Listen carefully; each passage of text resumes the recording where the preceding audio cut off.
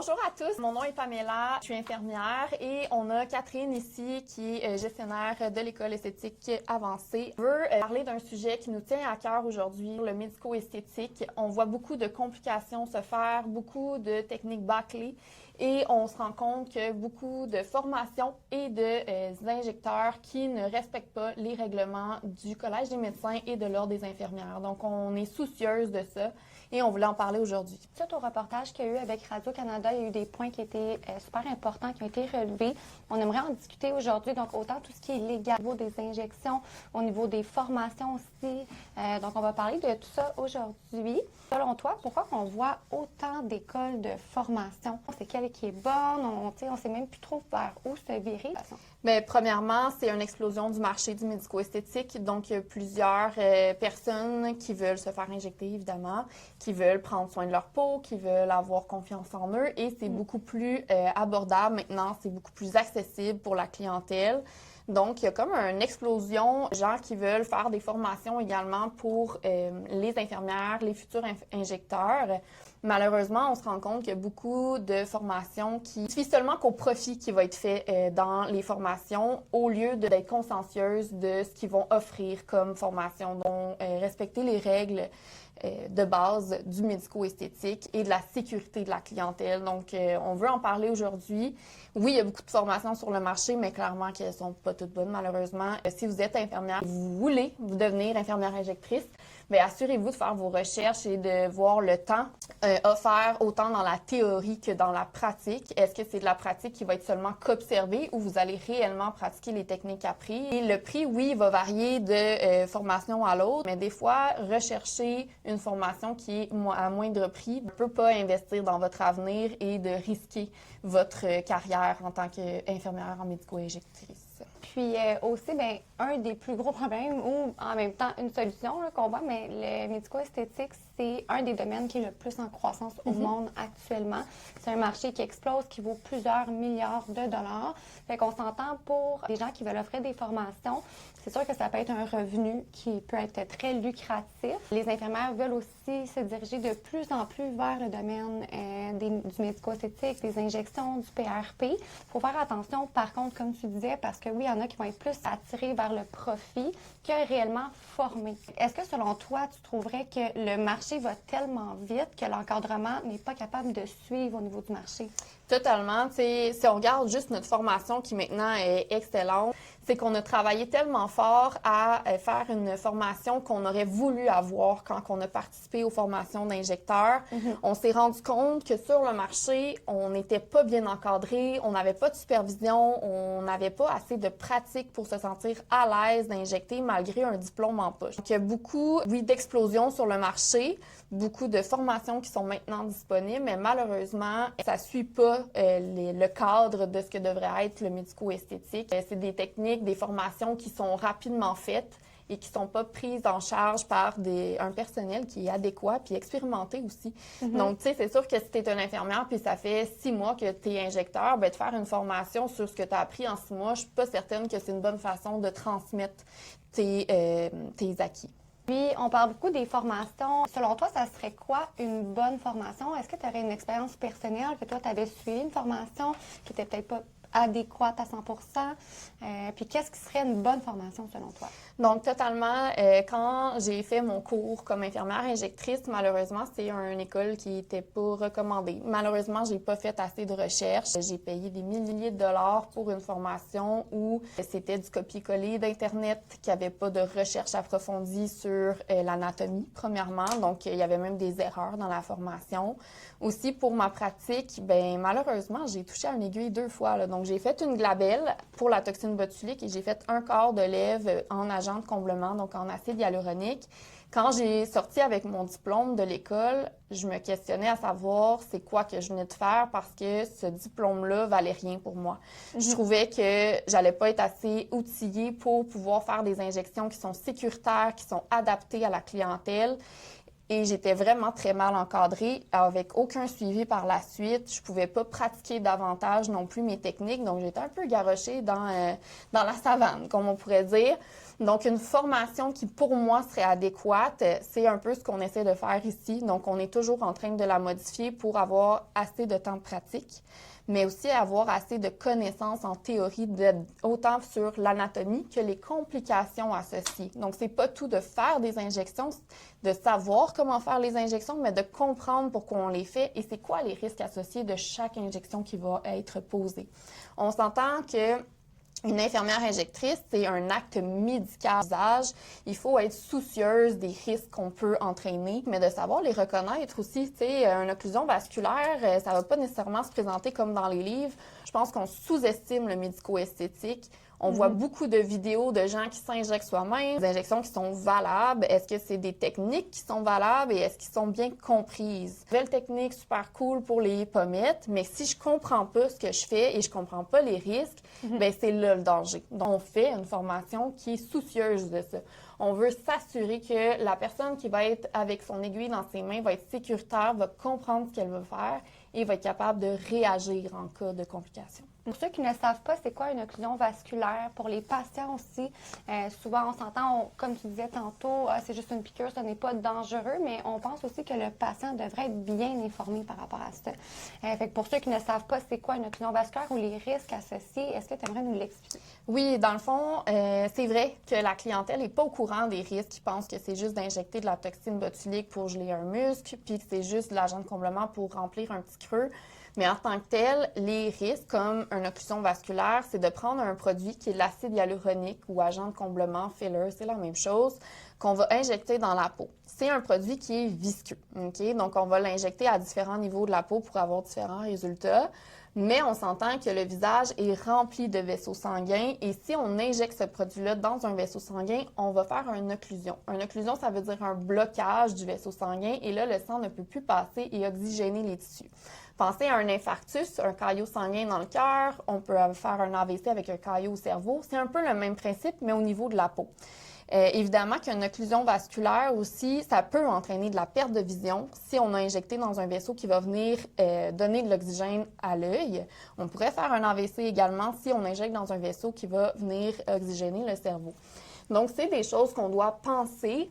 Heureusement, il y a un antidote qui existe, mais si la personne qui injecte ne connaît pas cet antidote-là et comment l'utiliser adéquatement, ne connaît pas le protocole associé à ça, ou n'est pas encadré par un directeur médical pour l'accompagner, bien malheureusement, la personne va risquer de perdre sa peau, donc d'avoir de la nécrose. Quand on parle de nécrose, c'est qu'il n'y a plus du tout d'oxygène au niveau des tissus. Et là, à ce moment-là, c'est une chirurgie qu'il va falloir faire pour venir enlever ce bout de peau-là qui est mort dans un sens, là. C'est la mort cellulaire du tissu au niveau de la peau. Avant d'en arriver là, il y a beaucoup d'étapes qu'on peut remarquer en tant qu'infirmière injectrice et c'est là-dessus qu'on vient poser nos points quand on fait notre formation. Oui, tous nos étudiants vont nous répondre, le risque le plus dangereux, c'est de faire la nécrose au niveau des patientes.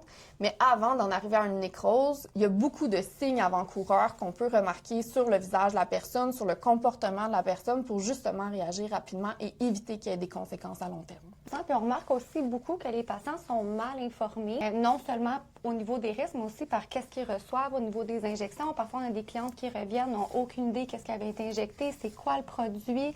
Tu aurais à dire à ça par rapport à certaines cliniques, même les prix qu'ils vont charger. Il faut faire attention aussi parce qu'il y a malheureusement des cliniques qui vont passer beaucoup plus à leur portefeuille qu'un beau résultat à long terme chez leurs clients. Bien, je vais te laisser l'expliquer. En fait, c'est plus toi l'experte à ce niveau-là. Tu sais à quel point que les clients sont mal informés. Totalement. Je me fais un peu l'idée de former autant, oui, les infirmières injectrices, mais notre clientèle. Donc, c'est un peu pour ça que j'ai décidé d'être enseignante parce qu'au prime abord, quand je travaille dans ma clinique, j'enseigne à mes clients, à mes patients, c'est quoi qu'ils reçoivent, pourquoi ils ont un tel traitement, c'est quoi à long terme à ce qu'on s'attend et on va faire un traitement qui est évolutif dans le temps. Donc, on va essayer pas d'avoir un résultat rapide et immédiat, on va essayer d'avoir un traitement qui va durer dans le temps, qui va être à long terme et qui a beaucoup moins de risques associés à ça. On pense à notre lèvre puis qu'on essaie de remplir, bien malheureusement, notre lèvre, elle n'a pas assez d'espace ni de temps pour s'adapter à ce produit-là. Puis ce qui va arriver, c'est que le produit va s'en aller dans une autre région. Donc, vous avez peut-être vu des gens avec des grosses lèvres et avoir une petite ligne ici qui est comme plus blanchâtre, une décoloration au niveau de la peau avec un espèce de amas de produit au-dessus de la lèvre. Bien, probablement que soit que le produit était trop visqueux pour la personne, parce qu'une lèvre mature ne pourra pas être traitée comme une lèvre d'une jeune de 20 ans, de 30 ans, alors que faut être soucieuse de ça. Donc, le produit qu'on utilise est important, la quantité est importante, l'âge de la cliente aussi. C'est pas tout de faire des injections, c'est de savoir, c'est une personne qui est plus âgée, oui, elle a plein de rides dans son visage, mais si son muscle est pas fort, on peut pas la surtraiter avec la toxine botulique. Et au contraire, une jeune cliente qui arrive et qui a donc peur d'avoir des rides à long terme, si elle n'a aucun ride au repos, ça sert à rien de faire le fameux baby botox. Le baby botox, on parle vraiment plus de faire des petits dosages de toxine botulique, donc de botox, pour prévenir que la ride s'approfondisse. Mais elle doit être là quand c'est au repos. Quand la ride est là parce qu'on fronce les sourcils, bien là, on parle plus de ride d'expression. Donc, de traiter déjà avec la toxine botulique, c'est complètement ridicule parce que le muscle va s'affaisser, va s'affiner et on va avoir l'impression d'être encore plus âgé à ce moment-là. Donc, à ce moment-là, je recommande plus à mes clientes de venir faire des soins de la peau. Donc, de venir faire un micro-needling, un PRP, d'avoir une bonne routine de soins, une bonne hygiène de vie pour justement avoir une peau qui est plus éclatante et de retarder d'avoir accès à des injections. On le sait que les injections, on peut pas faire ça une fois puis c'est terminé. Donc, tu sais, la toxine botulique, c'est un traitement qui est aux 3-4 mois qu'on vient régulièrement pour garder le même résultat. Mais si on commence de façon trop tôt, à long terme, ça se peut même qu'on développe une résistance à la toxine botulique, donc elle ne fera plus effet. On arrive à 30, 40, 50 ans, puis là, on a des injections qui durent plus 3-4 mois, qui durent 1 mois et demi, 2 mois, puis on n'a plus de résultats. Donc, à ce moment-là, on est obligé de changer de molécule de toxine botulique, de faire une cure de toxine botulique pendant un certain temps pour justement que le corps refasse la régénération des muscles. Malheureusement, si on a trop traité le muscle, ça se peut qu'il ne revienne jamais à son état de base. Donc, il faut faire attention à ça, de savoir l'hygiène de vie de la personne. Une cliente ou un client qui va faire un entraînement physique à tous les jours pendant 1 heure, je ne vais pas le traiter de la même façon que quelqu'un qui est sédentaire, que le muscle ne bouge pas beaucoup. Au même titre que quelqu'un qui est très expressif, quelqu'un qui ne l'est pas, quelqu'un qui a une peau qui est jeune, qui est épaisse, qui a beaucoup de collagène à l'intérieur, alors qu'une peau qui est mature, on ne peut pas faire le même type de traitement. Donc, c'est pas juste de savoir les techniques, mais c'est de s'adapter selon la clientèle qu'on a. Et ça me fait penser aussi, c'est la raison pourquoi c'est important de voir un médecin avant de recevoir des injections. C'est important qu'il y ait un plan de traitement qui est établi. C'est important de rencontrer le médecin.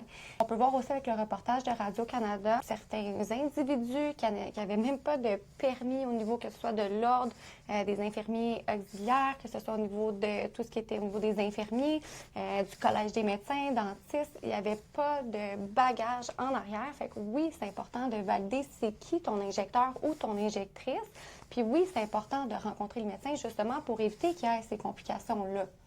Exactement. Donc, c'est pas tout de rencontrer une infirmière qui est adaptée pour faire les injections. Si au préalable, vous n'avez pas eu de rendez-vous médical avec la direction médicale de la clinique qui fait les injections, parce qu'on peut pas se promener d'une clinique à l'autre avec la même prescription. Donc, ça prend une direction médicale qui est affiliée à la clinique qu'on reçoit les injections pour s'assurer d'avoir un bon dossier, une bonne évaluation avant de recevoir les injections. Que ça soit dans la médication, que ça soit dans l'état de santé, les maladies auto-immunes, un cancer, tout ça, on doit le savoir. Au même titre que des fois, j'ai des clientes que je dois retourner de bord parce qu'ils ont pris des antibiotiques. C'est donc un antibiotique, pendant 1 semaine après avoir terminé l'antibiotique, on ne peut pas recevoir des injections. Mais si on n'est pas formé pour ça et que la clientèle n'est pas au courant, mais comment tu veux qu'ils reçoivent des injections qui sont sécuritaires et qui vont durer dans le temps et qu'il n'y aura pas de complications associées? Donc, c'est important de rencontrer le médecin. Oui, ça coûte cher des fois une prescription, mais est-ce que vous voulez être sur un budget de votre résultat, puis qu'en plus de risquer de perdre un morceau de peau, de perdre la vision, d'avoir une paupière qui tombe. Donc, tout ça, c'est important et c'est de s'assurer que la clinique où on va se faire injecter, elle est légale également parce que ça fait partie des normes du médico-esthétique de rencontrer un médecin d'abord. Ça me fait poser un peu la question, comment une infirmière fait pour devenir une infirmière injectrice? Ça, c'est la partie la plus drôle parce qu'il n'y a pas vraiment de ligne directrice des infirmières dans l'Ordre des infirmières du Québec. C'est un peu, on peut avoir n'importe quel type de formation en injection et recevoir un diplôme, mais dès qu'on a un diplôme en poche, on pourrait se déceler injectrice. Il va aussi solliciter des gens qui ont un diplôme, qui ont observé des techniques d'injection, puis qui vont devenir injecteurs par la suite. Donc, c'est un peu n'importe qui peut être injecteur. Donc, c'est pour ça qu'on doit s'informer sur les formations qu'on va suivre et s'assurer qu'on est apte à faire des injections par la suite. Parce que d'avoir une formation qu'on a observée avec 250 autres personnes, qu'on n'a pas pu poser nos questions, qu'on n'a pas pu avoir un traitement adapté, bien malheureusement, ça se peut qu'on soit la plus dangereuse sur la planète. Quand on constate ces faits-là, qu'il n'y a pas vraiment d'encadrement au niveau des formations d'injection, c'est de là que le risque peut arriver autant sur la clientèle, mais autant pour l'infirmière. Qu'est-ce qu'on a remarqué, c'est qu'on a des étudiants qui revenaient, qui avaient fait des formations ailleurs, autant qu'il y a des formations que c'est une formation très, très courte de 2 jours, une journée de théorie, l'autre journée, ils vont injecter 2-3 patients, se ramassent avec un diplôme en main et se proclament infirmière injectrice. Où est-ce que toutes les complications peuvent arriver, que ça peut être très dangereux pour la société. Fait que oui, il manque d'encadrement au niveau des formations. C'est trop facile pour une infirmière d'aller suivre un masterclass d'une journée, de regarder quelqu'un injecter, puis se dire, bon, j'ai vu la technique, maintenant je m'en lave les mains, je suis infirmière injectrice. C'est trop facile. Puis on constate aussi que quand il y a des infirmières qui ont une formation et reviennent à notre école, il manque beaucoup de connaissances sur l'anatomie vasculaire, musculaire, osseuse. L'anatomie, ça fait partie du travail. En fait, c'est très important. Selon toi, qu'est-ce qui manque ou est-ce qu'il y a des manques flagrants dans certaines formations? Qu'est-ce qui devrait avoir lieu, en fait? Bien, tu sais, si on regarde notre formation, par exemple, on a un 3 à 4 semaines de théorie en ligne que l'étudiante va faire à la maison. Elle a le droit de nous poser des questions sur sa formation et on va lui répondre au fur et à mesure qu'elle avance dans les modules. Donc, dans cette formation-là, il va y avoir de la théorie autant sur l'anatomie vasculaire, musculaire et osseuse, la formation sur les complications, quoi faire, comment les reconnaître. Puis ça, c'est dans les débuts de la formation. Hein. C'est vraiment plus tard qu'on effleure le sujet des injections. Fait que c'est vraiment de connaître la base du visage d'abord. Tu sais, on n'a pas des rayons X dans nos yeux. Hein. Fait qu'on peut pas voir à travers la peau. On peut pas voir... évidemment, si on a un écho, oui, mais il faut d'abord savoir s'en servir de cette échographie-là et de reconnaître c'est quelle sorte de vaisseau, il est comment, il est placé où. C'est de savoir l'anatomie pour justement faire des injections qui sont sécuritaires, qu'on sait où on s'en va et on sait où ne pas aller dans le visage. Par la suite, ben c'est d'avoir une formation sur les injectables, évidemment. Donc, c'est quoi les produits, à quoi ils servent, c'est quoi la différence entre une toxine botulique et un acide hyaluronique. C'est quoi la différence entre les deux? C'est quoi qu'ils vont faire comme effet? Et après ça, ben, c'est de savoir mes complications, comment je fais pour les reconnaître, qui je dois prévenir aussi quand j'ai une complication. Est-ce qu'il faut que je l'envoie à l'hôpital ou ma direction médicale peut gérer ce problème-là? Quand on parle d'un choc anaphylaxie, donc d'une réaction allergique très grave, ben, notre directeur médical, il ne pourra pas t'en gérer autant que l'hôpital. Donc, oui, on va l'aviser par la suite de ce qui est arrivé pour qu'il soit au courant de la cliente. Mais on va l'envoyer à l'hôpital. Un choc anaphylaxie, c'est une réaction allergique très grave. Donc, c'est pas juste d'avoir une rougeur au niveau de la peau, c'est vraiment d'avoir des difficultés à respirer, d'avoir des troubles gastro-intestinaux, d'avoir, oui, de la rougeur qu'on le voit au niveau de la peau, de l'enflure, de l'œdème.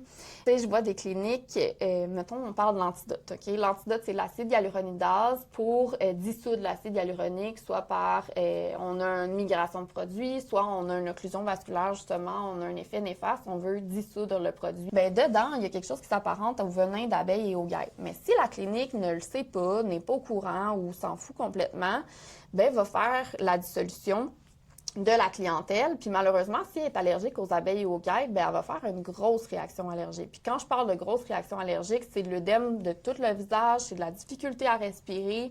On doit administrer un épipène, on doit appeler l'ambulance et l'envoyer à l'hôpital. Fait que, tu sais, de ne pas reconnaître ces symptômes-là, de ne pas être au courant ou soucieuse de les respecter parce que certaines cliniques vont faire signer une décharge à la cliente pour dire qu'ils se retirent de toute complication. Ça fait pas de sens. Comment la clientèle peut être protégée de ces gens-là? Bien, c'est encore là, on parle d'encadrement puis de s'assurer que les formations sont adéquates, que les injecteurs sont adéquats et qu'ils sont formés. Tu sais, la clientèle peut facilement aller voir sur l'Ordre des infirmières du Québec, puis l'Ordre des auxiliaires du Québec et inscrire le nom de leur infirmière injectrice si c'en est une, et de valider qu'elle a vraiment son diplôme en poche en tant qu'infirmière. On peut questionner aussi notre infirmière, où tu as fait ton cours, combien de temps tu le fais, c'est quoi tes techniques, tu sais, tout Est-ce ça. que tu as un protocole d'urgence? Parce qu'on réalise aussi qu'il y en a qui n'ont aucun protocole. Bien, il y en a qui sont même pas accompagnés par un médecin. Fait que, tu sais, comment vouloir avoir des protocoles d'urgence? Parce que oui, on parle beaucoup d'occlusion, on parle de réactions allergiques, mais il y a plein d'autres complications. Et c'est d'ailleurs pour ça qu'on en parle beaucoup dans notre formation et qu'on a fait même une formation qui est uniquement basée sur ces complications-là.